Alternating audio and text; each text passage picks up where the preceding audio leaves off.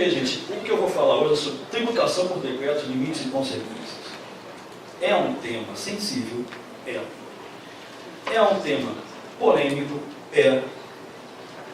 Mas para falar de decretos na tributação, antes eu tenho que falar sobre como funciona o ordenamento jurídico. Vou ser bem breve. Vocês podem começar a pensar no que vocês vão almoçar, o que vocês vão pedir, não tem problema, mas me acompanhe só um pouquinho, pouca coisa.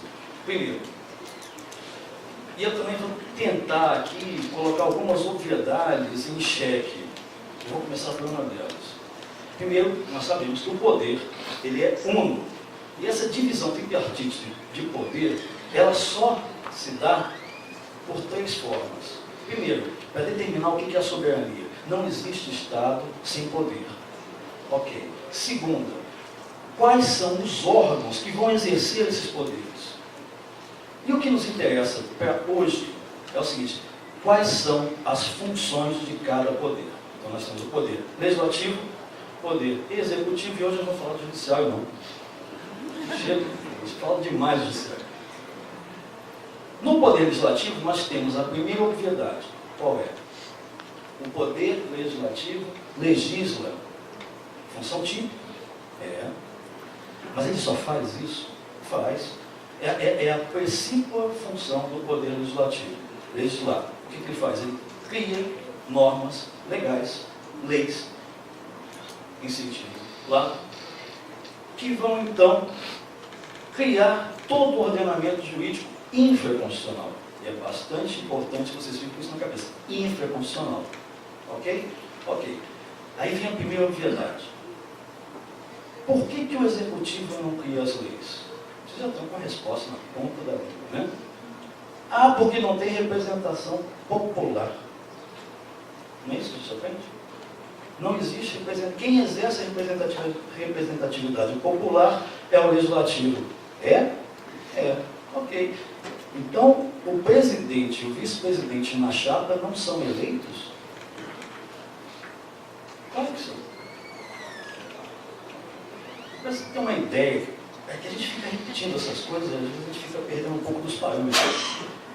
Eu não tenho números exatos aqui, mas nas eleições de 2014, o presidente e o vice, a chapa, presidente e vice, ela teve algo em torno de, deixa eu ver aqui, 56 milhões de votos, enquanto todos os deputados, aliás, 56, não, 54 milhões de votos, algo em torno de 54 milhões de votos, enquanto todos os deputados federais eleitos juntos, o somatório teve 96, algo em torno de 96 milhões de votos.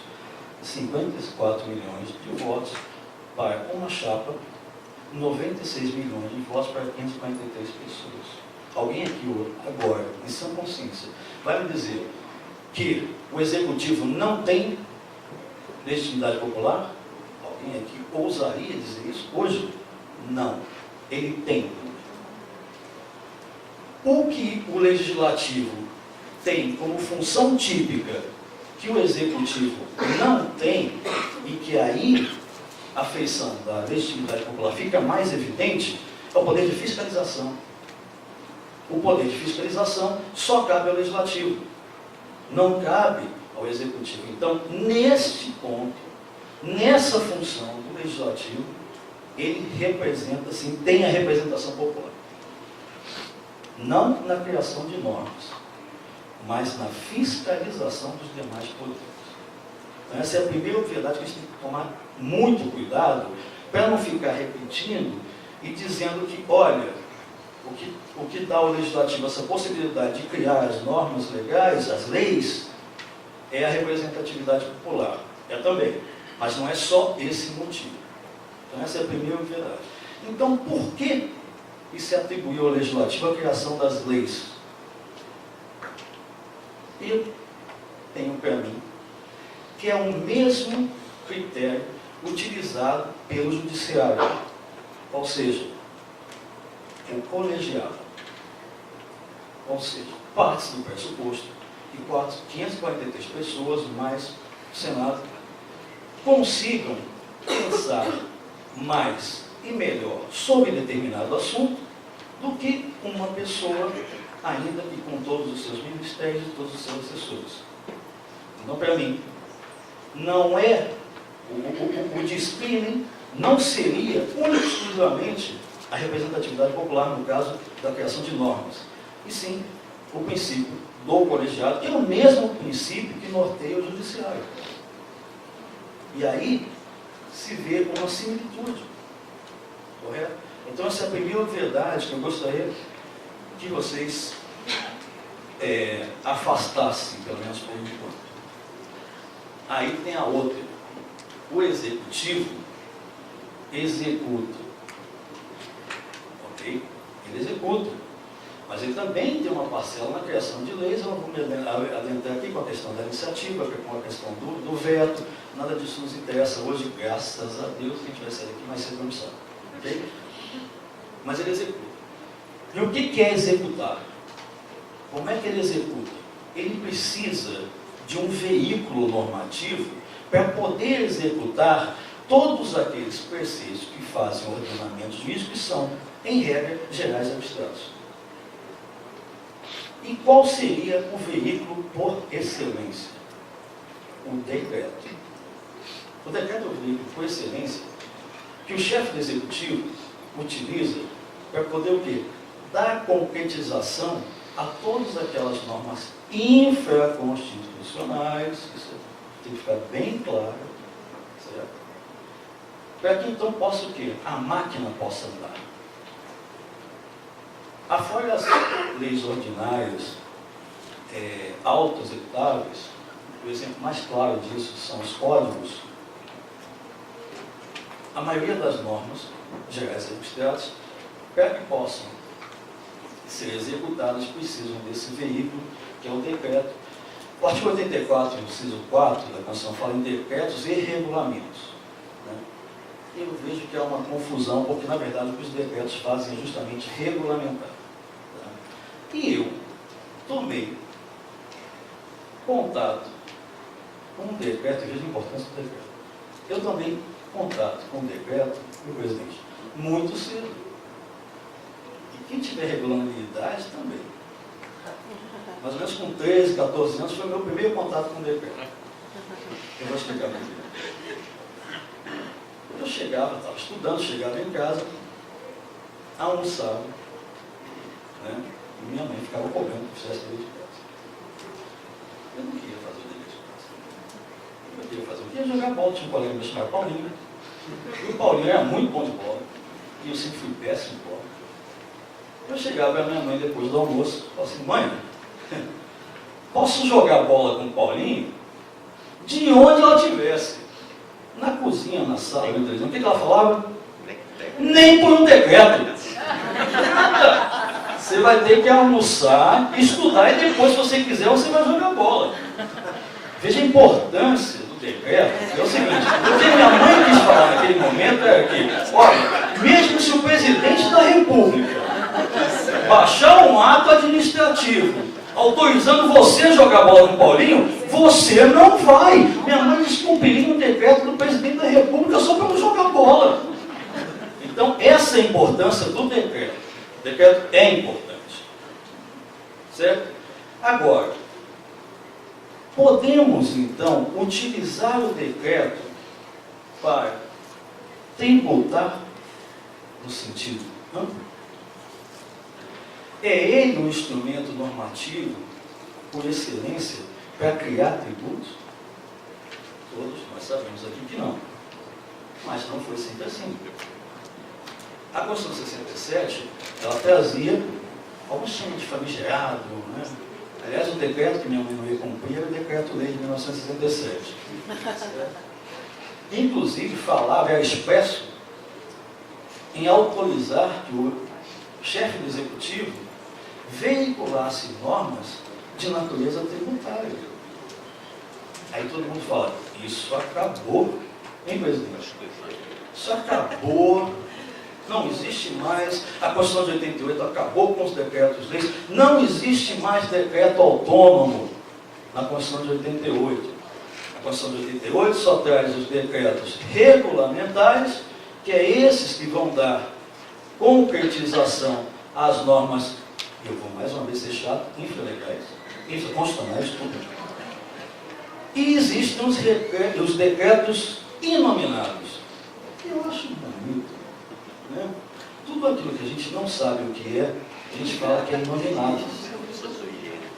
Ou sugêneros, aí é pior ainda. Sugêneros é pior ainda. Então você tem os decretos inominados. Eu, sinceramente, não sei até hoje o que são decretos inominados.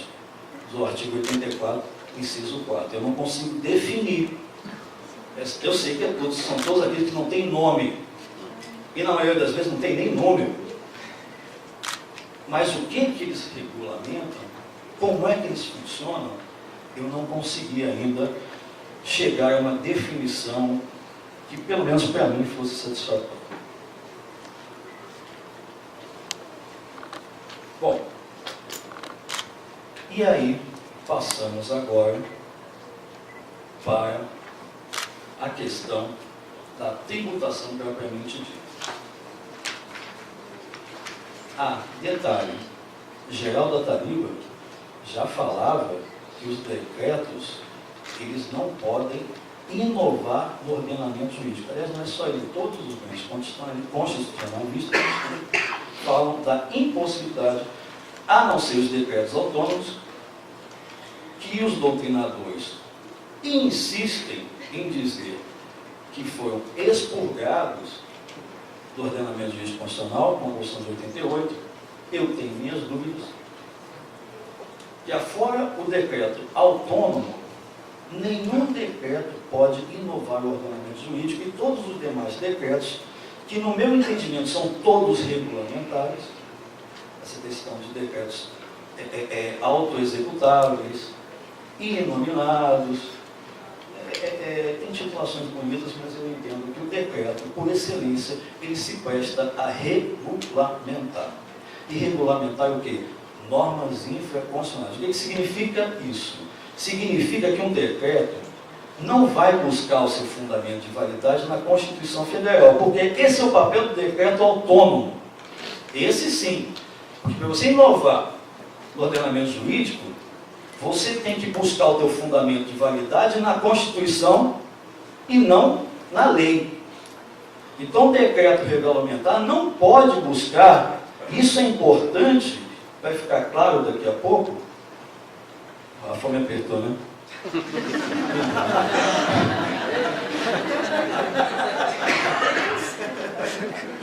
Voltando aqui. Então, não dá, só o decreto autônomo é que vai buscar o fundamento de validade na Constituição Federal e vai, então, inovar o ordenamento jurídico. Os demais, não. O que significa com isso? Significa dizer o seguinte, que qualquer decreto regulamentar, por excelência, não vai poder dizer nem mais, nem menos do que a lei. Então, o que ele vai fazer? Geraldo da Tariba foi bastante feliz, como sempre, quando ele fala dessas limitações dos decretos. Ele fala o seguinte, os decretos limitam-se a tratar, não é uma transcrição, é tratar de onde será satisfeita a exigência obrigacional, qual será o funcionário a processar a obrigação, quem examinará todas as formalidades de cumprimento da obrigação e assim por diante. Mas nunca, e aqui diz, nunca, a ele que fala, nunca poderá instituir tributos. Daí é que vem o artigo 150 da Constituição Federal, amigo de todos os advogados e todos aqueles que militam no direito tributário, e diz o seguinte, sem prejuízo de outras garantias asseguradas ao contribuinte, é vedado à União, aos Estados, ao Distrito Federal e aos municípios, inciso 1, exigir ou aumentar tributo sem lei estabeleça. Ele não fala em decreto regulamentar, ele não fala em regulamento, ele não fala em portaria, ele não fala em resolução, ele fala em lei. E no direito tributário, esse princípio da legalidade, ele é muito mais importante do que, por exemplo, em matéria de direito privado. Porque aqui nós exigimos o quê? A estrita legalidade. Ou seja, não é só a legalidade pura e simples, certo? a saber o que acontece com o CTN. O CTN foi recebido como lei complementar. Vejam, senhores, a importância de se ter esse artigo. Então fica claro que decreto não dá para estabelecer tributo. E também não dá para aumentar. Aí vem o artigo 153 da Constituição Federal, e é onde começa o problema todo. Artigo 153. Compete à União instituir impostos sobre. Inciso 1. Aí eu não vou enumerar em 5 incisos, não, vamos falar só da natureza dos tributos. Importação de produtos estrangeiros, exportação para o exterior de produtos nacionais ou nacionalizados, renda e proventos de qualquer natureza, produtos industrializados, operações de crédito, olha aqui, esse inciso 5 aqui, que é o problema. Câmbio e seguro ou relativos a títulos ou valores imobiliários, propriedade territorial rural, grandes fortunas nos termos de lei complementar, que nunca saiu, mas é outro fato. E vem o parágrafo primeiro, fala o seguinte: é facultado ao Poder Executivo, atendidas as condições, os limites estabelecidos em lei, alterar as alíquotas dos impostos enumerados nos incisos 1, 2, 4 e 5. Olha, da simples leitura do parágrafo primeiro, já salta aos olhos que nós estamos aqui diante, pelo menos no sentido material, de um decreto autônomo. E por quê? Porque o fundamento de validade desse decreto, presidente, é a Constituição. E ele vai inovar. Então, segundo a verdade, que para mim parece tão óbvio, existe decreto autônomo, pelo menos material. Eu vou levar tanta paulada para falar isso aqui hoje, que você não tem ideia. Existe sim, está aqui. Ah, mas ele fala nos limites estabelecidos em lei. A lei vai estabelecer os limites, mas a faculdade está aqui na Constituição. E doutrinariamente, nós acabamos de ver que os decretos autônomos buscam fundamento de validade aonde? Na Constituição Federal. E é a própria Constituição Federal que faculta ao Poder Executivo alterar a alíquota dos impostos que numeram. Então, no meu entendimento, por mais que eu tome paulada quando sair daqui, existe hoje, materialmente, na Constituição Federal de 88, eu não vi ninguém falar sobre isso até hoje, um decreto autônomo. Aqui. O que a lei estabelece são os limites, mas a criação do decreto está prevista na Constituição. E onde é que entra o PIS e a COFINS? Então, a princípio, haveria a possibilidade de se alterar a alíquota por decreto do PIS e da COFINS. Certo? Vamos para o caput do artigo 153. Compete à União instituir, eu vou parar por aqui, impostos. Pergunta: PIS e COFINS é imposto? Pode responder, gente. Me ajuda aí. Não é imposto. PIS e COFINS, contribuições especiais, não tem nada a ver com imposto. Então, só pela leitura do caput do artigo 153, já se depreende que não se pode alterar a alíquota de PIS e COFINS por decreto. Eu poderia parar por aqui, ficaria todo mundo feliz da vida, todo mundo ia almoçar mais cedo, mas não dá. Só mais um pouquinho.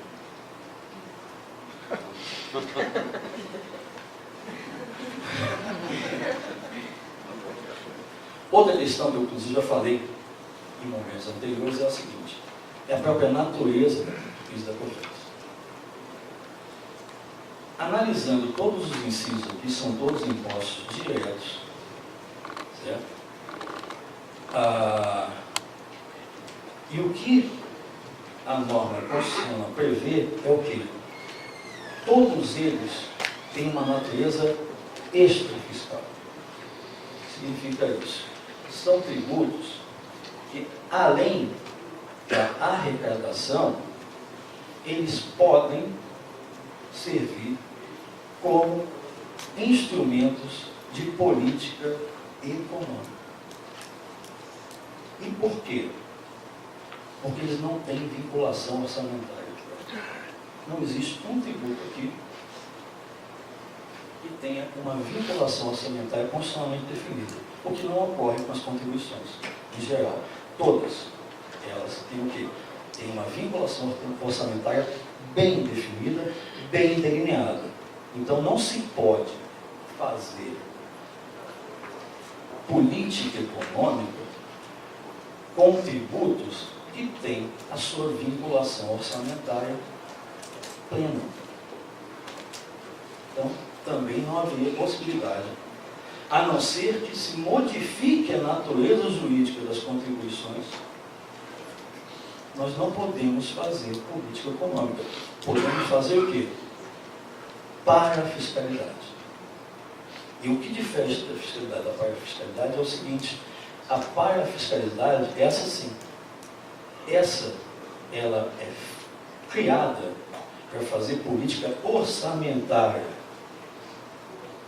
E o que, ao que me parece, e hoje eu falo aqui doutrinariamente, é que o Estado quis fazer política orçamentária por meio de decreto, esquecendo-se de todos os tributos constantes do artigo 53, que é uma exceção. Ele mitiga o princípio da estrita legalidade, previsto no artigo 150, inciso 1, são de natureza extrafiscal. Você não pode conjugar duas coisas diferentes. Não dá. Não vai fechar. Na verdade, no meu entendimento, não fecha. Não tem como. Então, eu entendo que ataquei duas obviedades hoje, né? A primeira, que o legislativo, ele legisla por conta da representatividade popular. Não é bem assim. O segundo é que não existe decreto autônomo, aqui o artigo 153, que não me deixa mentir.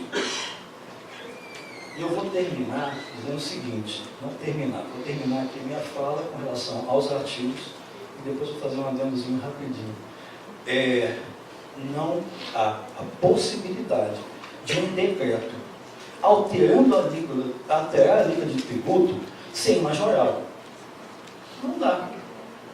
Se você passa de uma alíquota, e a alíquota é o critério quantitativo do tributo. Pelo princípio da estrita legalidade, eu não posso utilizar de um decreto para modificar a alíquota, porque a via de consequência única e exclusiva é a majoração do tributo, por si próprio. Isso é tão sério, isso por decreto regulamentar, impensável. Isso é tão sério, e eu chamo vocês a fazer um exercício rápido. Alguém aqui consegue conceber que algum tipo penal tenha a sua pena mínima e a sua pena máxima alterados por decreto? Alguém já viu isso? Não dá. O que se pode alterar? E o que a pena mínima e a pena máxima são? É o elemento quantitativo da sanção penal. Qual é o elemento quantitativo no direito tributário, do tributo? É a alíquota. É a alíquota que vai me informar quanto é que eu vou ter que pagar. Eu tenho a base de cálculo, mas quem vai me informar quanto eu vou pagar de tributo é a alíquota. Os dois, tanto o direito penal quanto o direito tributário, são informados pelo princípio da estrita legalidade. Correto? Então, por quê? Que eu posso modificar o elemento quantitativo na esfera tributária, e todo mundo falou, não, é impensável você mudar, como é que você vai mudar a pena por decreto? E eu afasto completamente a possibilidade desse tipo de atividade no direito penal. Os dois são formados pelos mesmos princípios, certo? Os dois têm o seu peso em qualquer sociedade organizada, né? E a gente tem que pensar mais sobre isso. Tem um ditado americano que fala o seguinte: são 3 coisas inevitáveis na vida: os impostos, a chuva e a morte. Tá bom, eu concordo. A morte só vem uma vez na vida, né? Pelo menos nessa vida. Tem alguns que acreditam, as pessoas que acreditam em mais vidas, reencarnação, vai vir uma, mas só uma por vez. Na vida você só vai morrer uma vez. Ok? A chuva vem de vez em quando. Correto? Tributo vem sempre. Tributo vem sempre. A gente tem que começar a pensar mais nos conceitos, como as coisas funcionam, e não ter como essas obviedades como mantra. Existe o decreto autônomo, está aqui, no meu entendimento, artigo 153. E para fechar, se eu tivesse estudado um pouquinho mais de decreto, quando minha mãe proibia de jogar bola, quando ela fala assim, nem para um decreto, eu ia perguntar para ela, mas é qual decreto? É o autônomo? Né? Ou é o inominado? Minha mãe, coitada, ia olhar para mim e falar assim, meu filho, se você for jogar bola com o Paulinho, aproveita, leva essa forminha de pudim e pega para a mãe dele. Não tem condição, gente. Temos que prestar atenção, não é fácil. E nós acabamos sempre tomando as coisas como verdadeiras, né? Decreto não cabe. Majoração de alíquota por decreto não cabe. Não cabe. Pelo menos em PIS/COFINS. A questão do IPI, e não é o caso hoje de se discutir isso, é diferente. É só analisar o artigo 153, inciso 4. Mas isso eu deixo para uma outra oportunidade. E agradeço a paciência e a fome de todos vocês.